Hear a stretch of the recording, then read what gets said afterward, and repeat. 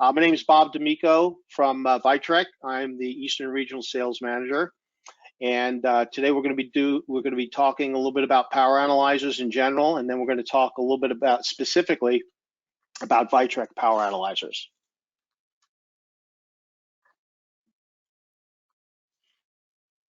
Okay, like I mentioned, Chad seemed to be having a little technical difficulties. Chad's our VP of Sales. Email address is right there if you have any questions or need to contact us at any point in time. And like I mentioned, my name is Bob D'Amico, the Eastern Regional Sales Manager over at Vitrek, and there's my email address as well. Okay, first thing I want to do is I want to lay a few ground rules down. Everyone is going to be muted, or if you haven't been muted, please mute your microphone so we can, and if you do have a question, the best way to utilize that is to utilize the little chat bubble. We have someone monitoring. Brian, I believe, is Brian Withers from our engineering group is monitoring the chat, so he will, answer the question via chat if possible. If not, we have a couple of breaks in our presentation where we do have time for questions and answers and so on. So with that, we'll get going a little bit. Okay, a little bit about the company Vitrek. Vitrek's been an industry leader in high voltage test and measurement for over 30 years. We're headquartered in Poway, California, which is a suburb, or may not even be a suburb. It's right outside of San Diego proper.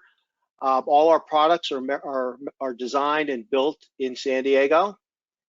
We serve over 30 countries, and our main product lines are high pot and electrical safety testers, cable test systems, power analyzers, which are the products we'll be talking about today, high voltage meters, and electronic new electronic DC loads, and we are an official ISO 17025 accredited calibration lab. Bob, this is Chad. I was able to call in on the phone. Can you guys hear me now? Okay, yeah, we got you. Go ahead, Chad, take over. Yeah, I don't really understand. I was sitting there talking to myself, and everything on my end looked same as it was prior to 10 o'clock. So once again, you guys, sorry about the technical difficulties. This is Chad Clark with Vitrek. Just wanted to talk about some of the industries that we serve. It's a very broad industry, when it comes to compliance, testing, and measurement. Everything from sub-assemblies to finished goods, aerospace, medical, motor, photovoltaics, cable and harness assemblies. It's a very broad sense of applications that you can apply our products to.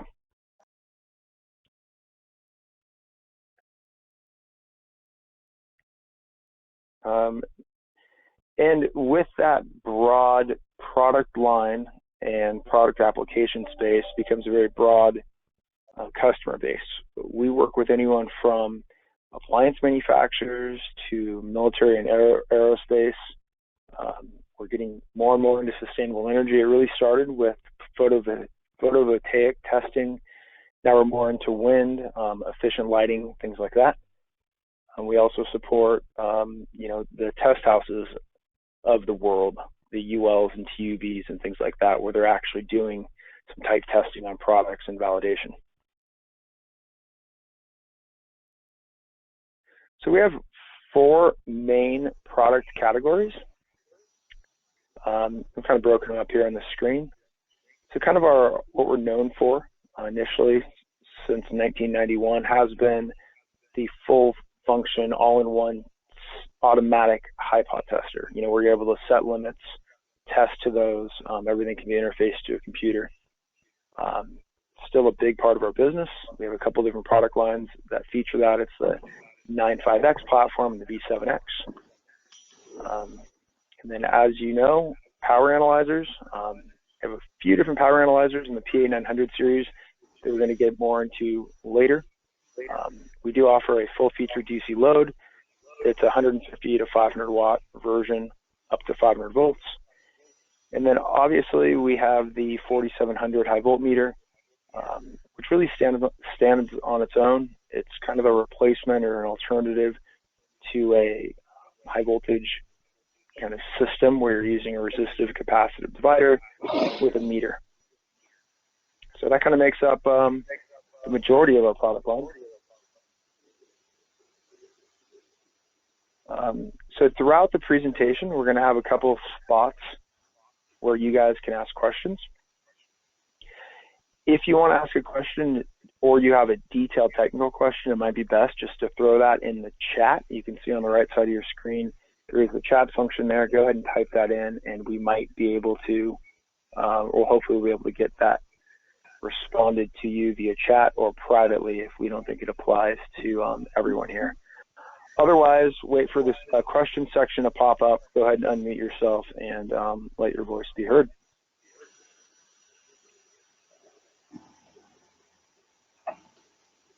So I guess at this point, I'm going to hand it back over to Bob, and he's going to take it from here. Thank you very much. All right, thanks, Chad. Thanks again, everyone for attending our PA900 series power analyzer webinar, and we're going to get started.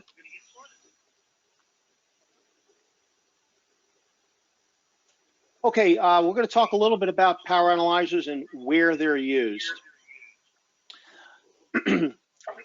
For the most part, if a company is either developing a brand new product or they want to enhance a product that they have, one of the more important issues there is the power source that's powering this device, whatever it may be, a toaster, aircraft, whatever it may be.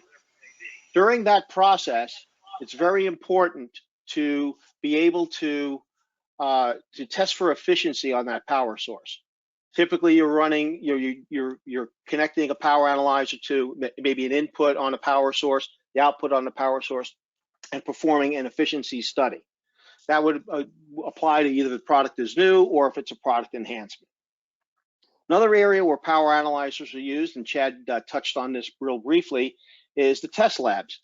The nationally recognized test labs, which include folks like UL, CSA, TUV, and CE.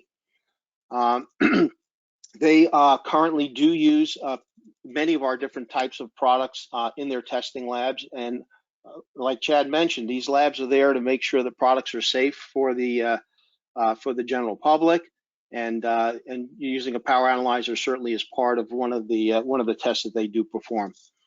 To a little bit lesser degree, power analyzers can be used also on a production line. There's always been that saying that size matters, and the Vitrek power analyzers have a very small footprint, very lightweight. Typically you think about pulling a power analyzer out to test the end of a line on end of a line production for a particular product, and you sit there and say, oh my goodness, this is a very big unit. I don't know if I really want to do this, but using a Vitrek power analyzer enables you to more easily implement a power analyzer in your production scheme. Okay, we're going to talk a little bit about some of the very specific functions that a power analyzer does and tie that into very specific application or market segments. Probably the most important function a power analyzer can provide to you is efficiency studies.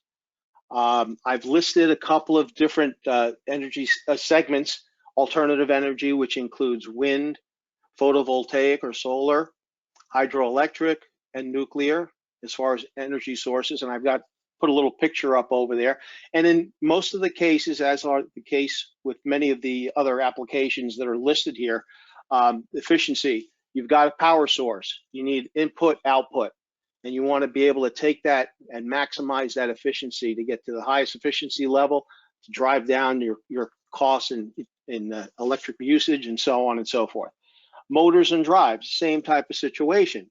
In the case of a motor, a lot of times people want to check the efficiency of the motor by having mechanical type of parameters and elements on the output side: rotation, torque, slippage, so on and so forth. They want to tie that into the input power that's going into the motor. Hence, again, output over input, you're getting your efficiency studies. Power conversion and power supplies, kind of the same thing, but power conversion is really what it's all about. Being able to test efficiency for whatever that power source is going to be. Transformers, same type of thing. You've got a situation where you've got a transformer that's taking a signal, doing something to it, stepping it up, stepping it down, whatever it may be, and then outputting that signal. So you want to make sure that transformer is operating as efficiently as possible. Lighting, especially in the lighting industry now with these LED drivers, same type of thing. Is your power source, taking the output power over the input power, making sure you're absolutely maximizing your power conversion source. Electric vehicles, kind of interesting. Electric vehicles are kind of a catch-all for all the applications as far as power conversion and power supplies. You can see in the little picture I've put up on the screen. There's DC to DC converters. There's some kind of power electronics converters, onboard charging. All these types of different applications all kind of fit in electric vehicles. Next, to a little lesser degree, power monitoring. It's used again in a lot of the same types of applications as the efficiency. Monitoring is more along the lines of, once the product has already been developed, it's ready to go, you may want to, do a testing on it for a little while. So what you hook up your power analyzer, and now you got it running, you've got your product running, and you're just making sure that it's actually meeting all the specifications, mainly for efficiency, making sure the unit is operating as it's supposed to. Okay, similar to the monitoring is consumption. Consumption, I separated it out a little bit because it takes the monitoring to another level where you may be wanting to do like an integrated power measurement where you're turning on a function of a power analyzer and having it monitor what's going on with the device under test. But in this case, you're actually monitoring the voltage, the current, the watt hours, how much power is this thing really using over a specified period of time. So that's kind of where consumption comes into the mix.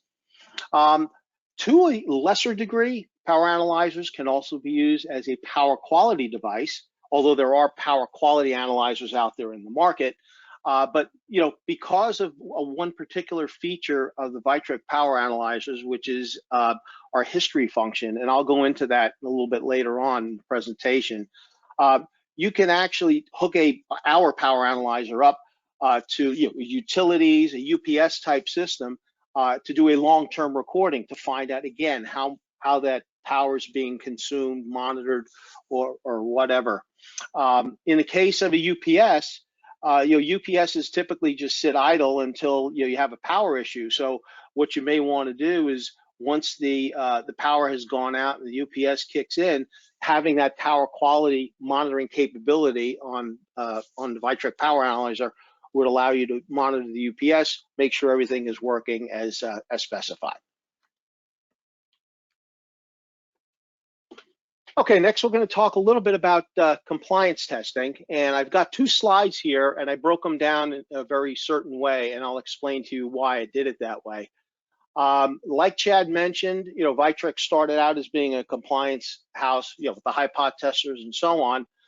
We've carried that over into our power analyzers to some degree, and there are a couple of testing standards out there: EN 60034 for motors, RTCA-DO for avionics, and IES LM 79-19. The motor testing spec calls out for efficiency tests for motors, standard methods for determining losses and efficiency from these tests. It includes efficiency and also harmonics. The RTCA is an avionics test procedure that talks about environmental conditions and test procedures for airborne equipment.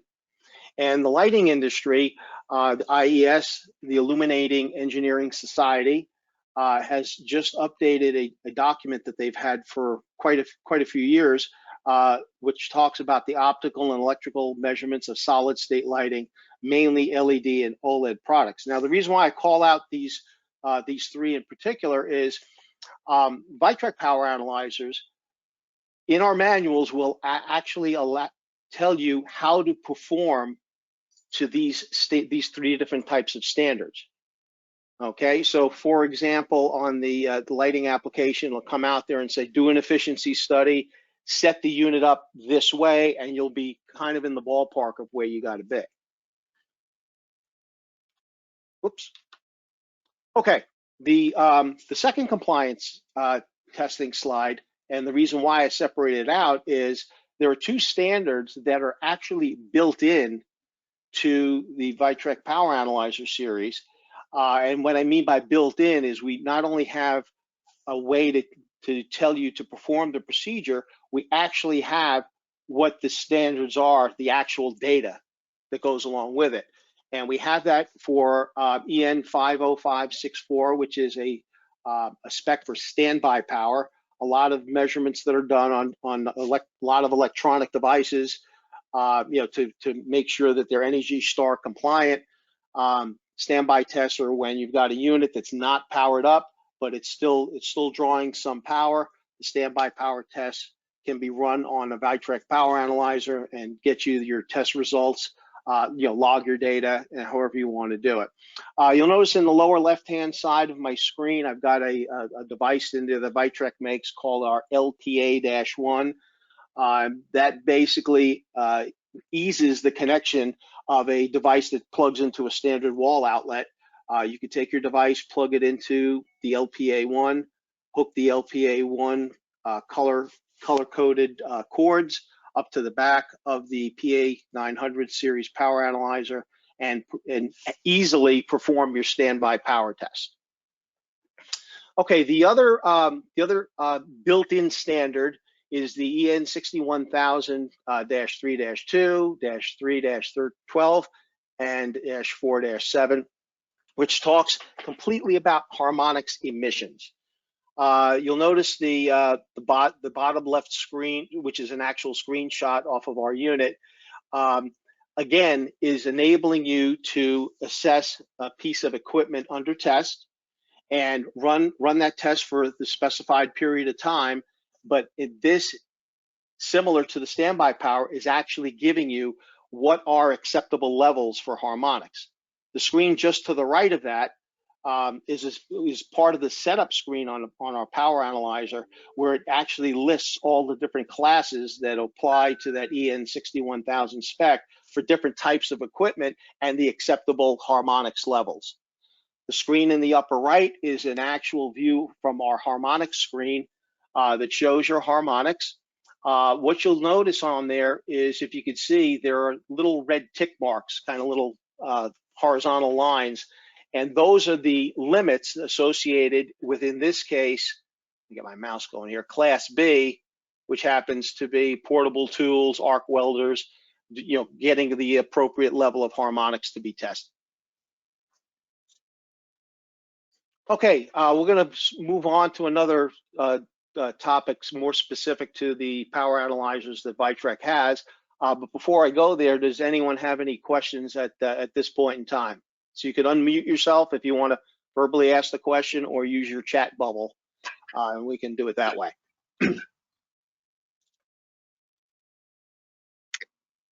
Hey, Bob, I don't have any questions per se right now. I just wanted to do an audio check. Oh, okay. All right, I got you loud. You can hear me now, and I'm using my computer. Okay. Yeah, we got it back. All right. All right. Okay. So if there are no questions, I'll start moving on. And again, if you do have a question, please mute your microphone, but definitely use the chat bubble, and we can get you set up with that. Okay. All right, now I'm going to get into the specifics of the PA900 series power analyzers and some very kind of important features.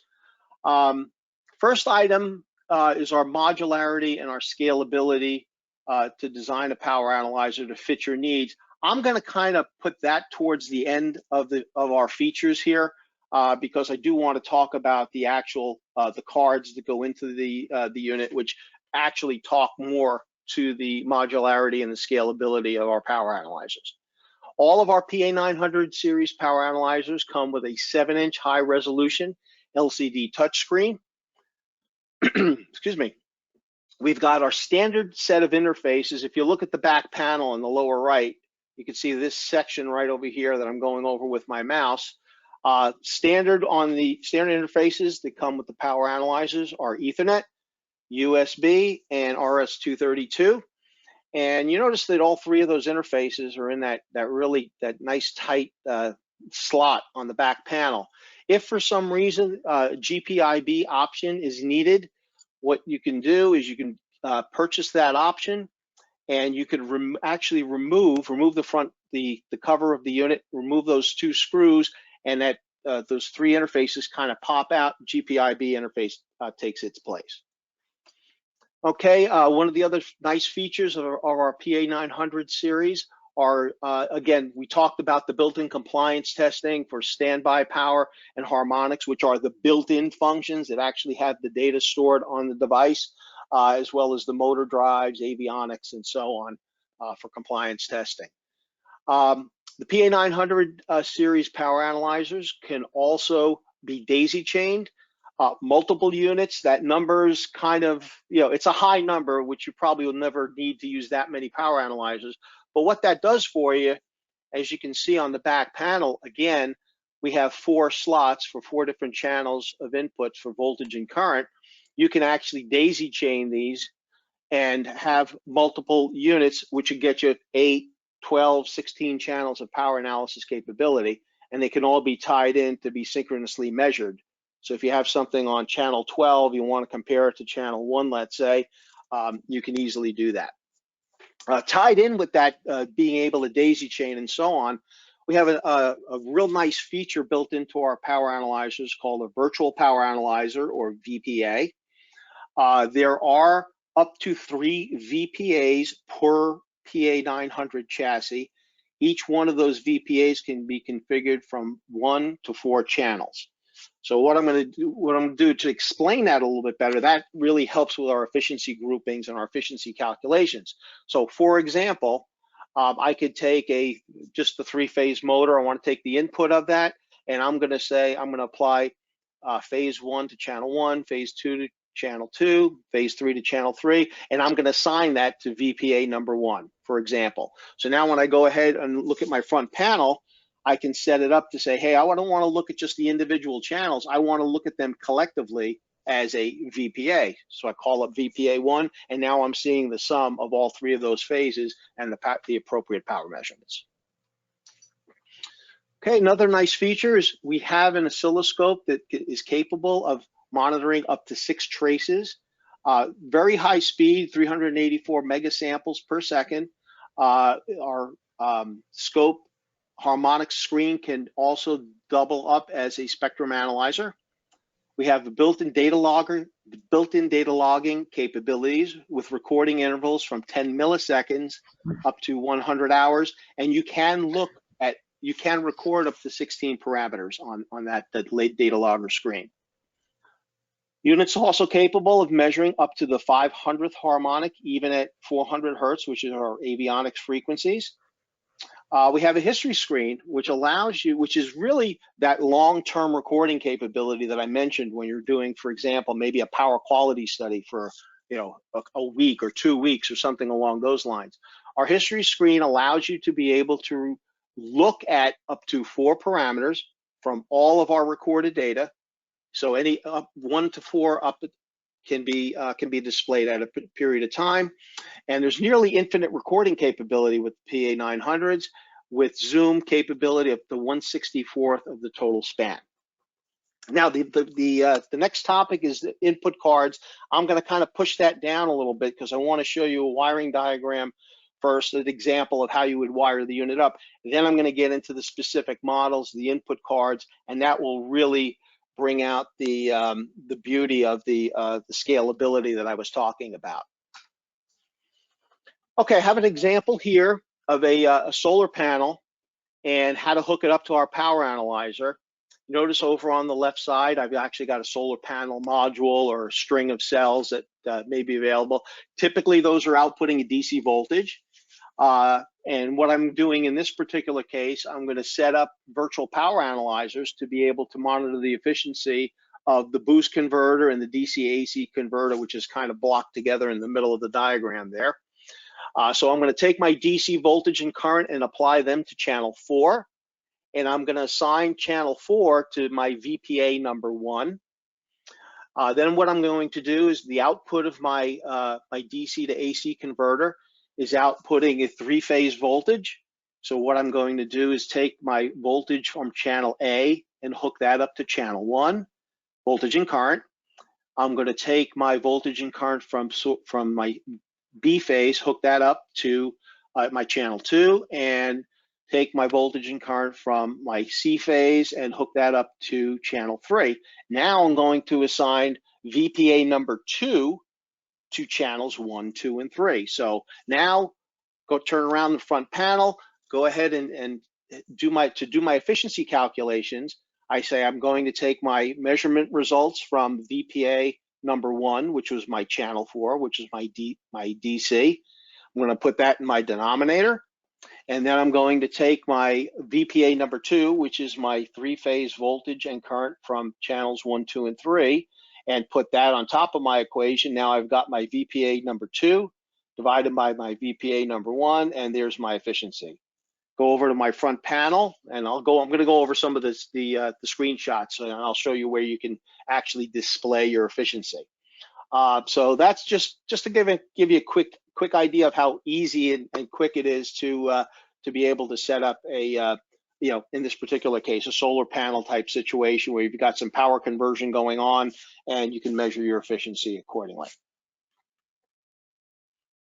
All right, now I'm going to start talking about the units and the scalability and the modularity that I was mentioning before. All the previous slides lead to this next portion, and it's really, you can make our power analyzers whatever you want them to be. You can make them as accurate as you want, as little accurate as you want, as many channels as you want, and that's what I'm going to go over right now.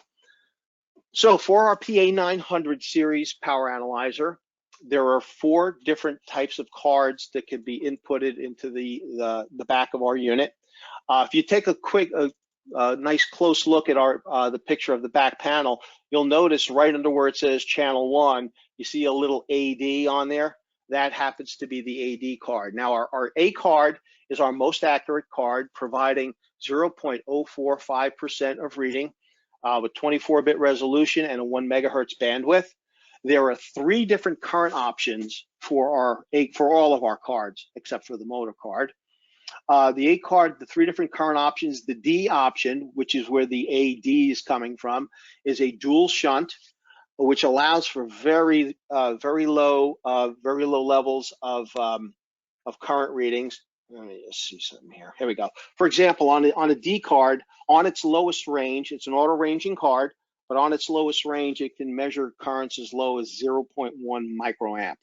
So you get some really nice, for standby power, things along those lines, you'll be able to get some real nice readings. The H option for our current inputs is our high current option, whereas our D card, having dual shunt capability, can monitor up to 20 amps max. Our H card is, for the most part, it does not include, it's just a single shunt, but the H stands for higher current capability, bumping that up to 30 amps. And the X option for current is our external current probe option, where you can use if you have a need to monitor more than 30 amps, you can hook up an external current probe, scale the unit accordingly, and now you're reading up to 500 amps, 1,000 amps, whatever current capability the specific probe has.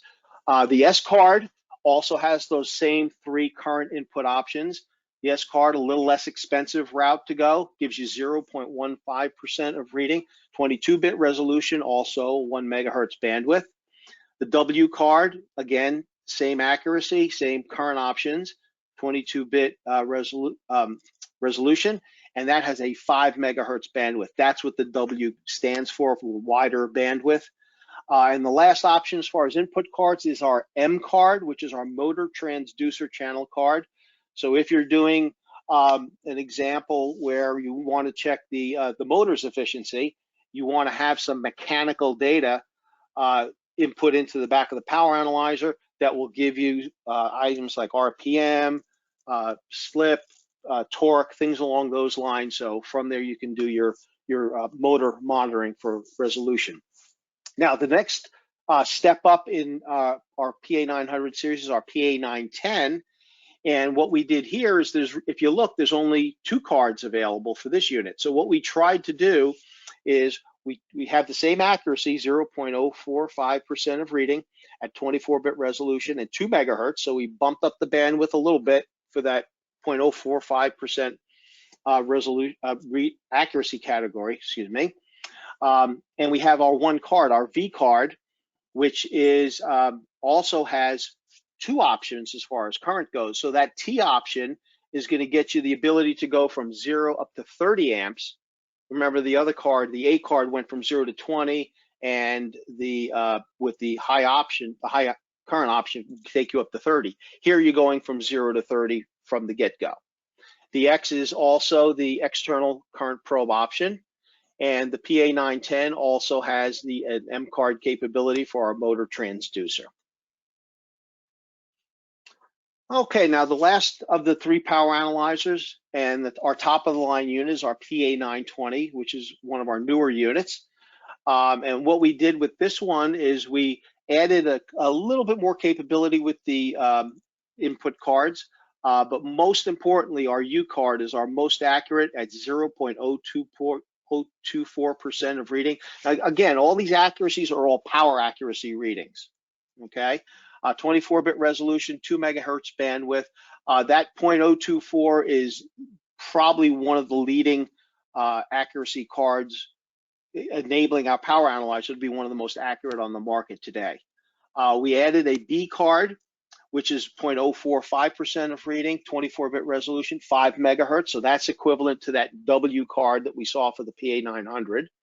And then we have a K card, which is 0.045% of basic accuracy, 24-bit, 2 megahertz resolution. The big thing with the K card, the K stands for kilovolt. It has a 3.3 kilovolt maximum measurable voltage, and you can also get a motor card for our PA920 also. One point of interest I wanted to make: all of the accuracy readings here are monitored at 0.024, 0.045% of reading. Now, the one thing that's real nice about that is, and one thing that sets us apart from our competition when it comes to power accuracy readings is, with our unit, you're going to get that power accuracy reading, whether it's 0.024, 0.045, over the whole range. What happens with a lot of our all of our competition is, as you change over from one range to another, the accuracy spikes up. So you're not getting flat accuracy readings across that whole current range that you think you may be getting. So really, really important feature. And I wanted to go over the cards real quick with you guys just to let you know you have a lot of flexibility here, whether it's the channel cards, the accuracy. Another point I wanted to make is, if for example, you decide, hey, I want to buy one of these and I only need 1 channel right now.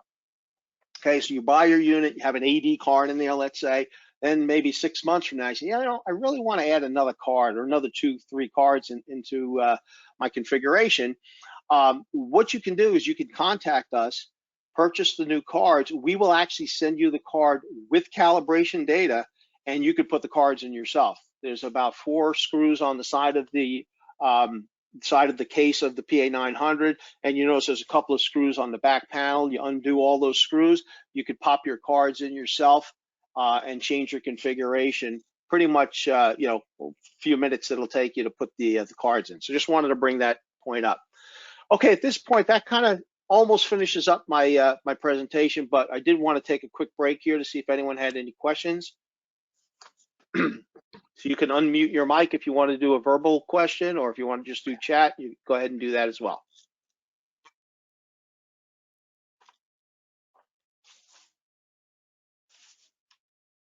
Okay, if no questions, I'm going to move on to the next slide. Bob, I'm not seeing anything in the chat. Okay.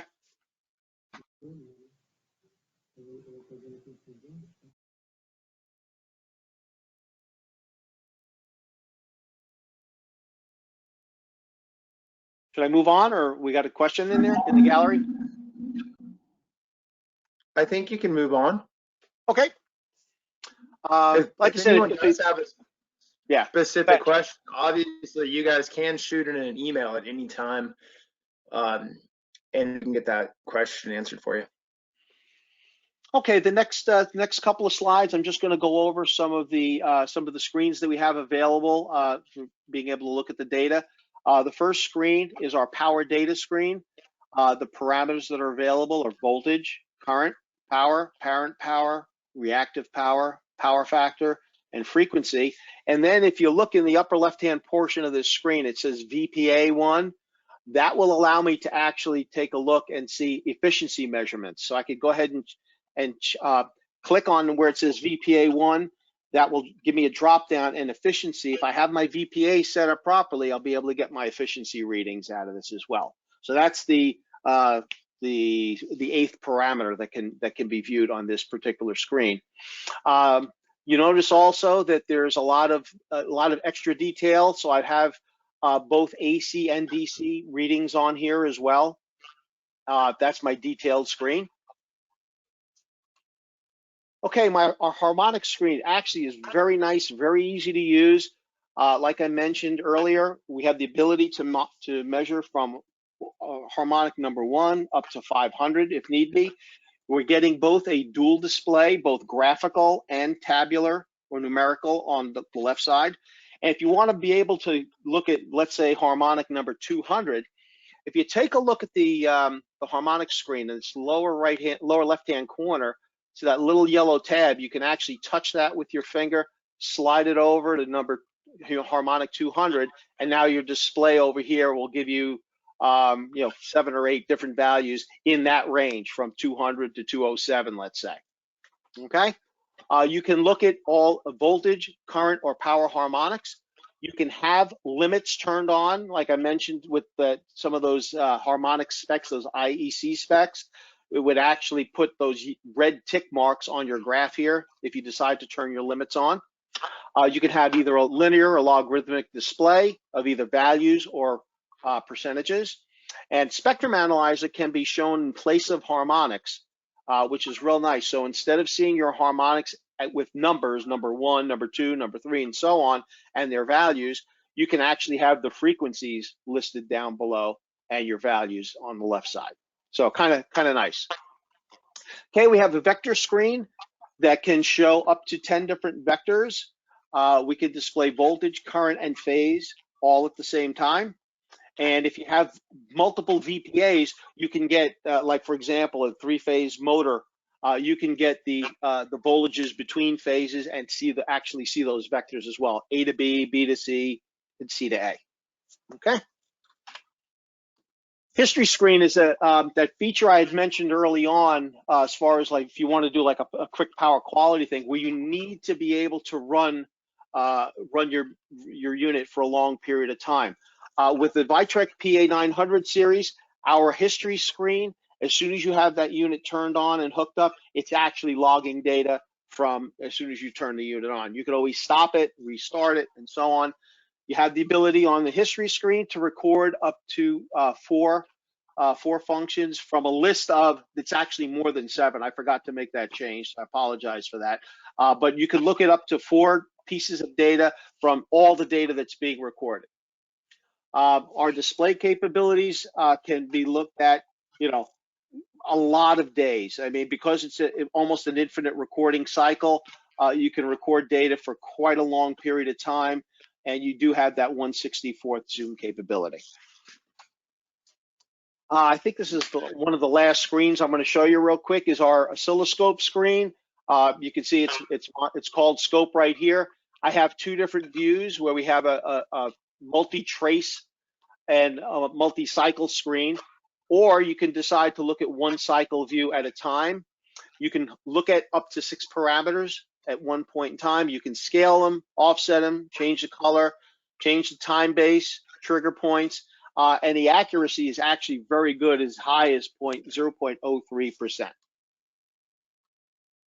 Okay, last point I want to make is we had mentioned early on that we are an official ISO 17025 accredited lab. All of our equipment is NIST traceable. You get a NIST traceable certificate with all of our equipment. If you need to have data with that, we can provide that for you at an additional charge. We also provide 17025 calibration for an additional charge. We're accredited by the A2LA calibration lab certification. And I think that's the last slide. Any additional questions or questions that we may not have been able to pick up from before? Hey, I just wanted to read the reminder that Susie went out. I want everyone to know that we'll be recording this presentation. We're going to send it out, and we'll also send you, I believe, a PDF of this presentation. Yeah, I want to thank Bob yeah. for doing a great job helping put this together and present it. Yeah, and remember, guys, yeah, if you have any questions after the fact, please, email us, contact us at info@vitrek.com. We'll get your questions answered, whether that's technical questions, pricing issues, whatever you may have.